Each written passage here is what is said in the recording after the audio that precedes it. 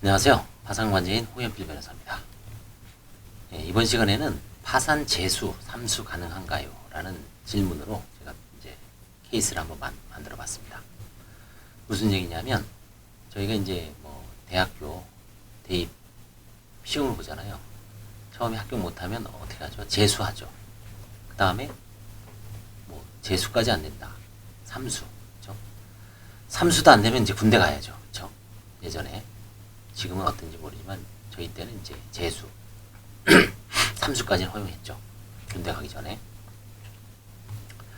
군대 갔다 와서도 뭐 사법시험 같은 경우는 3수, 4수, 5수 그렇죠? 뭐 대통령 이번에 되신 분 윤석열 대통령 9수까지 했다 그러지만 그게 오래 한 게 아닙니다. 사실은 9수라 그래봐야 그 양반 7과학번인데 91년도 8889 92년도인가 92년도인가에 됐을 겁니다. 91년도인가 그때 91년도군요. 91년도. 그러면 91, 90, 89, 88, 87, 86, 85, 84, 83. 그러니까 83년부터 시험을 준비한 겁니다. 신림동에서. 79학번이거든요. 군대 안 갔죠. 부동시로. 79, 80, 81, 82. 대학교 이제 졸업하고 5학년 때부터. 사실상 뭐 3학년 이제 대학교 때 공부 안 했대. 대학교 때 3학년 때 공부한 사람들은 11수죠. 아무튼 뭐 5수가 되든 9수가 되든 됐잖아요. 그렇죠? 파산도 마찬가지입니다. 재수, 3수, 4수 하시는 분이 있어요. 그렇죠? 그래서 재수, 3수 가능한가요? 뭐 정답은 세모입니다.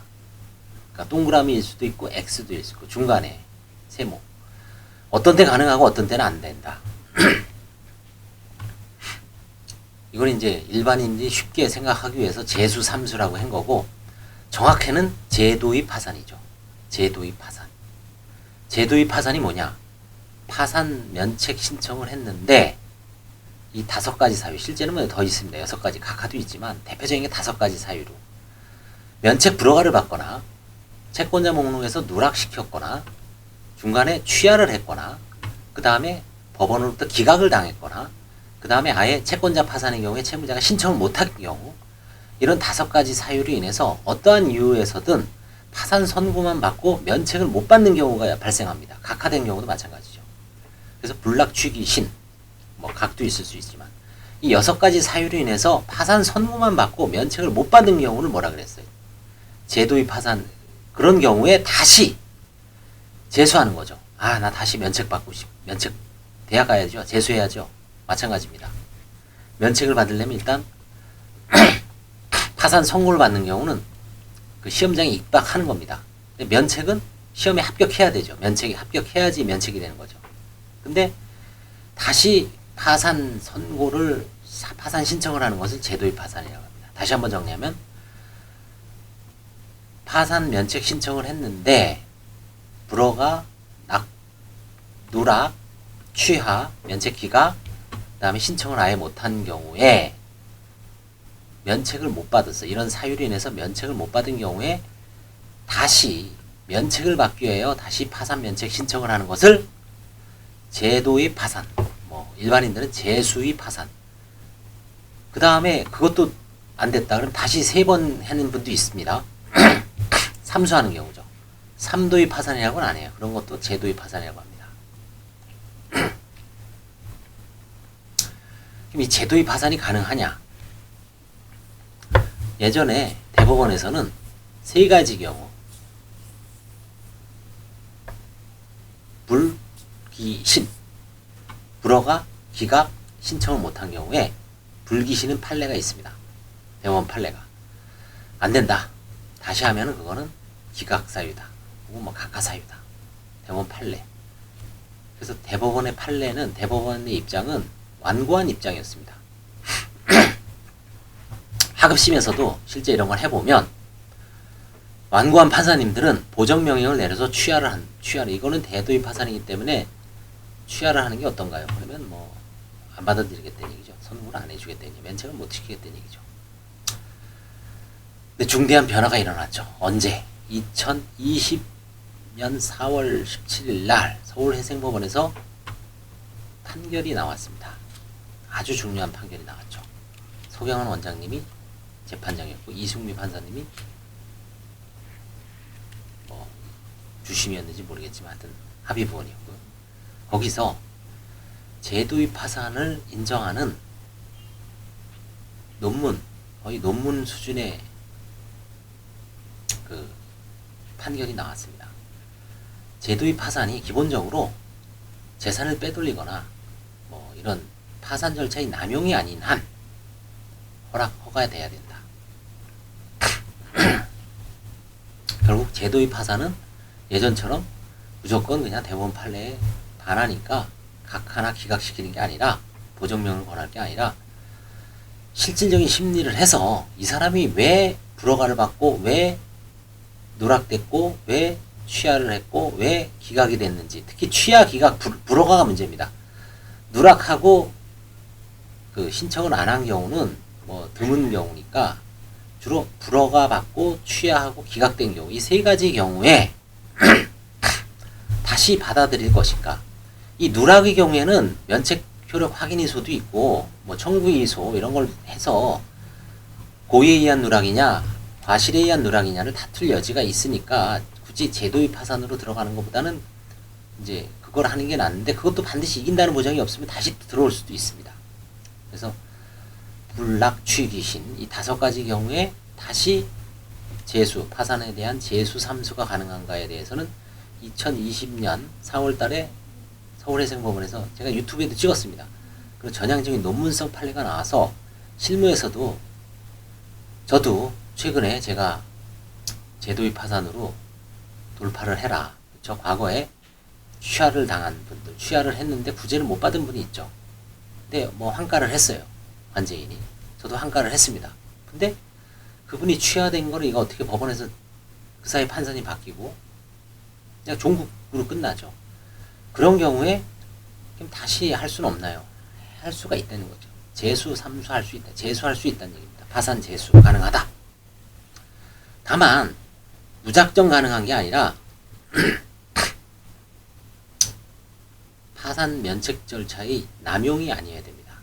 남용이냐 여부는 남용을 하면 기각을 시키자는 얘기이기 때문에 일단은 받아들이자.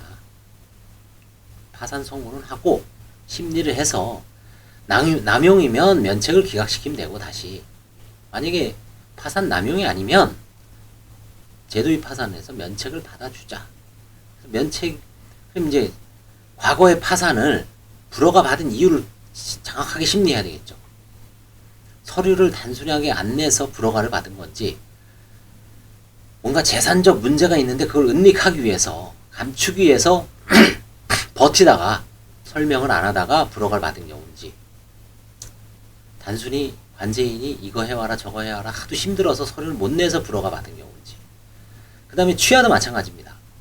뭔가 재산적 문제가 있어서 관제인이 설명을 요구해서 빡세게 조사를 하는 와중에 들킬 것 같으니까 취하를 한 건지, 그게 아니라 계속 꼬리에 꼬리를 물고 이거 갖고 와라 저거 갖고 와라 이거 갖고 와라 저거 갖고 와라, 도저히 뭐 그냥 너무 힘들어서, 그쵸? 이혼한 마누라, 오늘 인천에 계신 분, 인천에 오신 분이 그러더라고. 아, 인천에 왜 이렇게 힘듭니까? 면책 세목표 가산점에서 10년치 내라 그래고요. 통장 5년치 낸다. 서울은 1년, 5년이죠. 더블이죠, 더블입니다. 그래서 그 법원의 입장도 있으니까, 그쵸? 일단 따라가야죠, 저희가. 서울은 아니잖아요, 그쵸? 그런 경우에 이제 채무자가, 아우, 힘들어. 그쵸? 취한 경우도 있었습니다, 옛날에. 그 다음에 이제 기각된 경우는 뭐냐면, 법원에서는 이제 판사님이 얘기합니다. 불허가보다는 기각이 좀 부담이 적죠. 기각은 뭐냐면, 뺀질거리고, 출석도 안 하고, 지금은 이제 비대면 시절이 그러지만 옛날에 대면 시절에 2번 이상 안 나오면 기각 철퇴를 가했습니다. 무슨 사정이 있으면 얘기를 해야 되는데, 연락도 없이, 그쵸? 만약에 자기가 돈을 벌겠다, 직장 때문이면 못 나오겠습니다라고 얘기를 하면 되죠. 그럼 연기를 해주고, 다음엔 뭐 반차를 쓴다든지 월차를 쓴다든지 휴가를 내서 나올 수가 있죠. 근데 그런 아무런 무단으로 연락 안 하고 그 다음에 또 나오다 안 나오다 그렇죠? 관제인이 요구할 때는 안 나오고 법원 할 때는 나오는 사람도 있습니다. 그래서 이거는 면책 기각은 공식적으로는 서울해생법원은 법정에 2번 연속으로 안 나오면 기각시킵니다. 그 다음에 이제 판사의 말을 안 들은 경우에도 기각시킬 수 있죠. 보정명령에 응하지 않은 경우, 신문 때 제대로 답변을 안 하는 경우. 그 다음에 채무자가 채권자 파산의 경우에 지금은 채무자가 파산 면책 신청을 하면 파산 신청만 하더라도 면책 신청을 간주하죠. 근데 채권자 파산에서는 간주 면책 신청 제도가 없어요. 채무자가 파산 선고 후에 약 40일, 44일 만에 면책 신청을 별도로 해야 돼요. 관제인이 안내를 받든 자기가 알아서. 근데 깜빡했든지 아니면 뭐 잘 몰랐든지 뭐 구치소에 있어서 모르는 사람도 있어요. 채권자 파산의 경우에. 제가 한 사건 중에 청주 여자교도소에 있어서 3년 6월 실형을 받은 채권자가 열받아갖고 사기꾼을 상대로 파산 신청을 했는데 법정이 한 번도 안 나왔어요. 연락도 안 돼요. 아예 뭐 그쵸? 그런 사람이 파산 선고를 받았어. 근데 나중에 구치소 출소한 다음에 파산 선고 받으니까 뭔가 좀 찝찝해. 활동에 제약이 많아. 다시 정신 차리고 파산 및 면책 신청을 했을 때 제도의 파산이죠. 채권자 파산의 경우에 선고만 됐고 면책을 못 받았어요. 근데 신청을 못해서 그런 거죠. 지금 경우는 채권자 파산에서 제도의 파산이 문제가 될 수 있습니다. 불락, 취기, 신. 그죠? 불락, 취기, 신. 5가지입니다. 전형적으로. 이런 경우에 다시 파산, 재수, 삼수가 가능하다. 자, 그러면 이거는 제도의 파산을 정확하게 이해를 하고 있는 변호사나 법무사를 찾아가서 정확하게 진단을 받으셔야 돼요. 제가 재수, 삼수가 홍모 변호사가 가능하다 그래서 다 되는 게 아닙니다. 남용 여부를 심사를 해서 이거는 당신은 남용이 안 돼. 이거는 남용으로 볼 여지가 있기도 하지만 또 한편으로는 아닐 수도 있다. 중간에 있는 것도 있고 이거는 명백하게 남용이 아니야. 그 당시에 너무 자기가 가족들한테 피해를 주는 것 같아서 면책을 취한 거지 실질적으로 다시 과거로 돌이켜서 그때 관제인이 낸 서류라든가 이런 거를 다 제시를 하면 그렇게 뭐 재산 은닉이라든가 이런 게 나올 수가 없어. 단순히 겁을 먹고 아니면 귀찮아서 친척들한테 피해를 주는 게 너무 싫어서. 그렇죠? 우리나라는 그런 마음이 있습니다. 한국 사람들은. 한국은 아직 정의 문화가 있죠. 가족들 아직은 유교적, 그렇죠? 뭐 아직 서구화가 됐다 그러지만 아직은 그런 정이 남아 있어요. 그게 뭐 정인지 아닌지 모르지만 그런 어떤 남한테 폐를 끼치는 거를 뭔가 심정적으로 저 부담을 느끼는 그런 경우가 있습니다. 그럴 때 어떻게 합니까?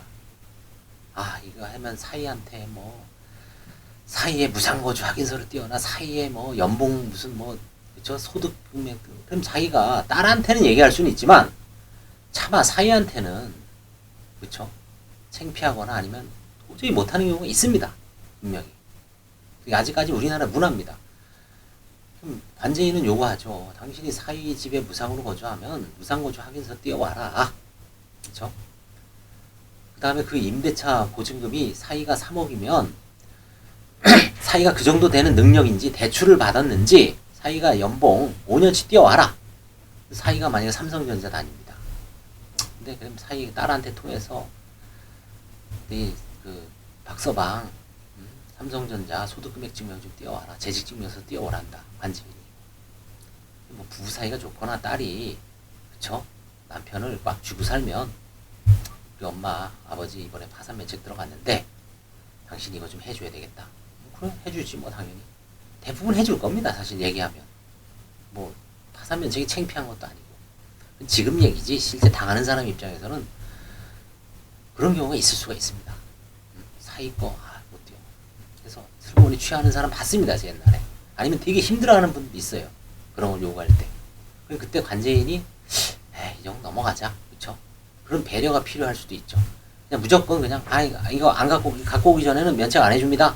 팔짱 다 끼고 갖고 올 때까지 그냥 계속 속행하고 저도 옛날에 그런 경우가 있을 수가 있어요. 수천 번을 하다 보면. 근데 지금은 그래 넘어가자. 문화를 이해해야 돼요. 그래서 파산 제수는 가능하다. 다만 일정한 남용이 아닌 한 파산 절차의 남용으로 법조인들, 그렇죠? 법률가들한테 가서 정확하게 그 판례도 공부하고, 그렇죠? 심사를 받아라. 이게 오늘의 결론입니다. 파산 제수 가능한데 과거에 불허가를 받거나 취하됐거나 기각받으신 분들은 지금 완전히 절망할 필요는 없습니다. 그 중에는 물론 그리고 또 설사 재산을 빼돌렸어. 빼돌린 재산이 그 당시에 뭐 몇천만 원 안 돼요. 1, 2천 빼니 안 돼. 빚은 수억이야. 뭐 수억 빼돌린 것도 아니야. 그리고 세월이 꽤 들렀어. 지금은 아무것도 없어. 그런 경우는 해줄 수도 있어요. 또. 그렇죠? 그러니까 뭐 하여튼 그런 거를 한번 정확하게 변호사 사무실에 와서 심사를 받아요. 이걸 괜히 뭐 파산 제수 가능하다 그래서 다 되는 줄 알고 그쵸 또 피상적인 것만 듣고 저 파산관제인 뭐 홍보 변호사가 다 된다 그랬다. 다 되긴 뭐가 다 돼요? 다 되는 건 없습니다. 심사를 해야 돼요. 재판은. 그쵸? 파산 제수 가능하다. 단 일정한 요건이 있다. 이런 결론을 내리고 구체적인 것은 2020년 4월 17일 서울회생보험 판례는 서울회생보험 사이트에도 있습니다. 공시가 되어 있으니까 그 PDF 다운로드를 받아서 출력을 해서 여러 번 읽어보시고, 그렇죠? 그걸 과연 어떻게 할 것인지, 나는 남용이 아닌 거는 어떻게 입증할 것이고 어떻게 소명할 것인가를 대리인하고, 그렇죠? 같이 머리 싸매면서 또 해야 돼요. 쉽지는 않습니다.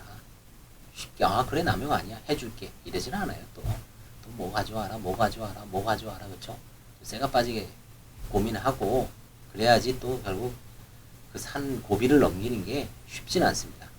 그렇죠? 뭐 따놓은 당상이 아니에요. 재수 가능하다 그래서 뭐 다 되는 천만의 말씀이에요. 그렇죠? 열심히 해야 됩니다. 감사합니다.